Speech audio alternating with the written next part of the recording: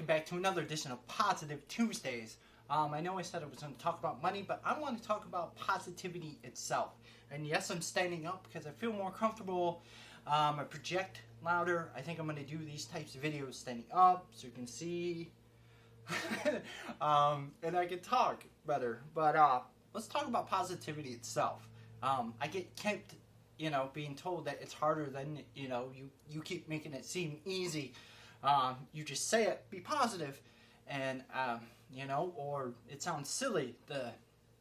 I like to take it back to the New Day when they started out. They started out the positive power of positivity. I can't even speak, and it didn't go over well. And Vince said that if Kofi, this is a little backstory, if Kofi didn't get booed because it just wasn't going over. Period. It wasn't, they weren't heels, they weren't faces. It was just blah. And Xavier Woods went to Vince and said, let us keep this. I bet you within 2 weeks I can have Kofi be booed. Because Kofi by then was never booed. Like Kofi, and Vince was like, if not, you're fired. Like, this is how much, how much Xavier believed in his plan, and they're the three guys, they're playing together. And he believed in it, and he got Kofi booed within 2 weeks, and if you're a wrestling fan, you know the New Day is one of the biggest. It's got to be the biggest trio I have seen in my lifetime. And it's just, by now trios have split up and moved on. But this group is like the Freebirds. And anyway, to get off a tangent, power of positivity. Well, people think it's a joke, and that has to do with the way that our society portrays positive and negative energy. We only see negative shit on the internet and negative shit on the social media and through media, the news. Everything is negativity because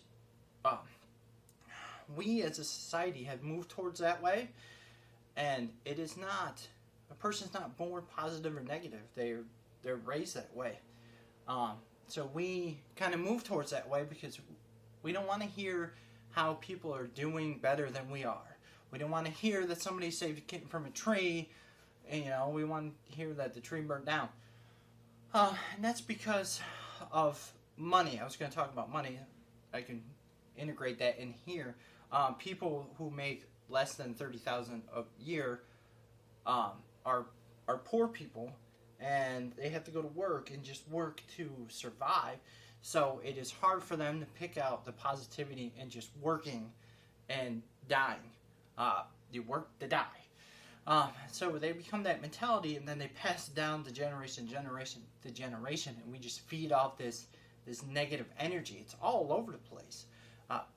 One of the things I would like to change is changing negativity during the election. We don't pick a candidate based on what they say they're going to do for us. We pick a candidate who can burn the other candidate the most. Every commercial I've ever seen has nothing to do with Joe Biden is going to do this or Trump's going to do this.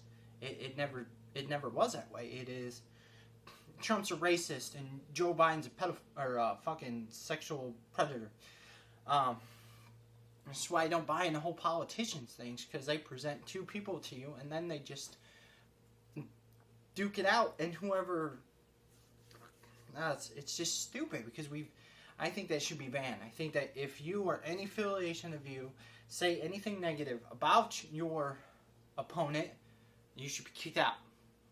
I have a whole other theory, not going to get into it, about how we change the government, but adding a third party would be good.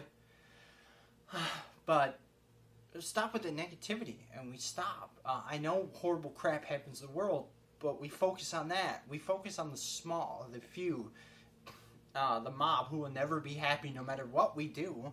We focus on that, and we make them bigger than what they are, instead of seeing that, instead of getting on the news and hearing corona cases have gone up. Well, more testing, of course they've gone up. You test more.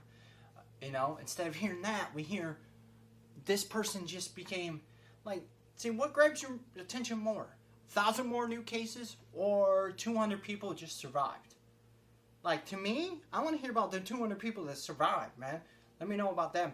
Like, I'm a wrestling fan, and Renee Young just had COVID, and she quarantined, and she's still on quarantine, but she's better now, and that makes me feel good because, you know, Renee Young is a huge part of wrestling. She is great backstage.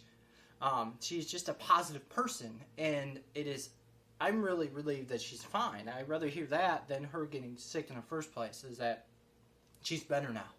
Like, enjoyed that news more than I did her getting sick. But that's what we do. We are a culture that teaches people to be selfish and to treat money like it's evil. We get on social media and we see that somebody's just bought a brand new car. Well, what we don't know is that person, we just assume that, oh, daddy's money, or I've done it a couple times for YouTubers that my son watches. Oh, they're just playing with their parents' money. Huh, maybe, or maybe they earned it. Either way, it doesn't really affect me. If their parents gave them $200,000, how does that affect me? That has nothing to do with me. Somebody on Facebook buys a new Porsche because they rather buy a Porsche than pay their bills, or they worked really hard for the Porsche, and that doesn't affect me. What people do doesn't affect me. My status doesn't affect me. I just had this conversation with John. He's Power of Positivity. He's the one that started me on all this. And I can find happiness making 15 cents or $180,000 a year. Because I always thought I was the norm. I'm not. I found out being an adult, I'm not. We've always lived under $30,000, $20,000 a year. My family did, and I've always appreciated everything I had. I had hand-me-downs.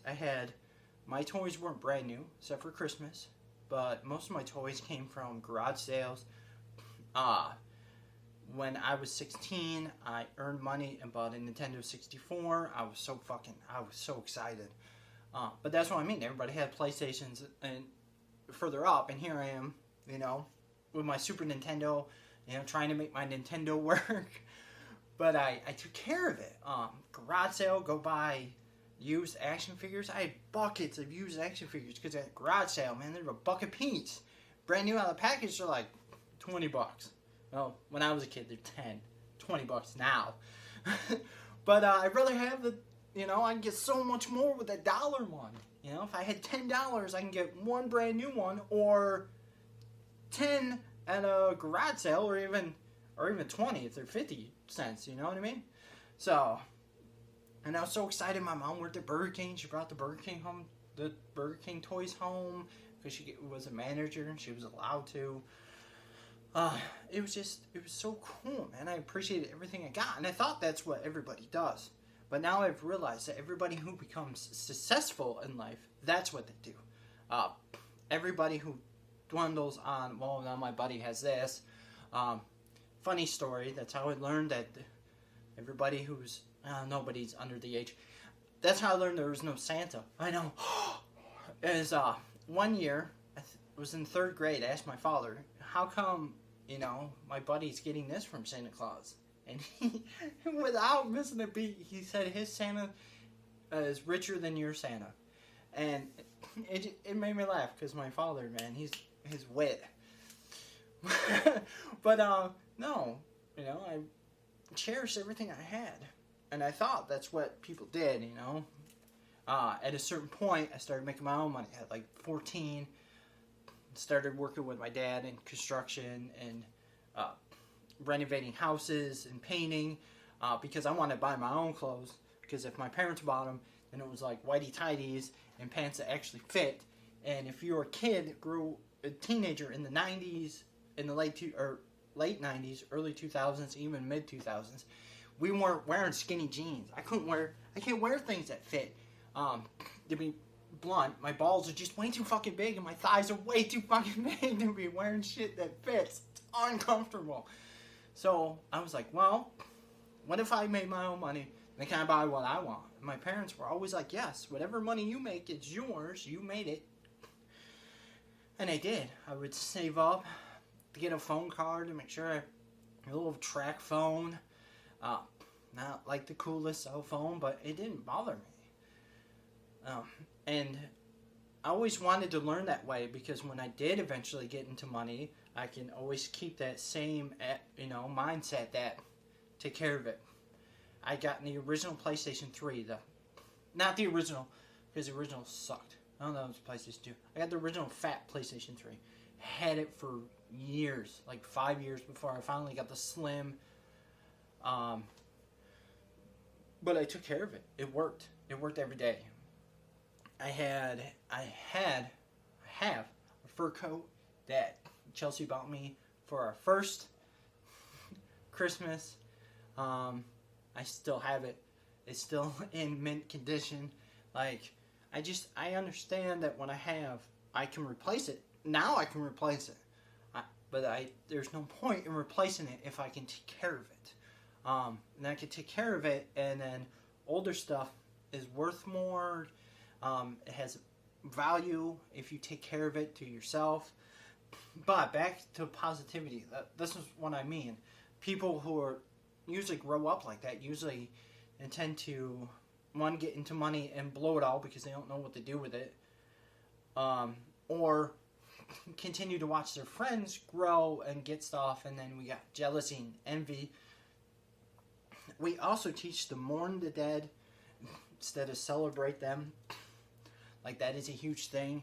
But if you look at it, the reason why we do it is because we're selfish. We are losing that person.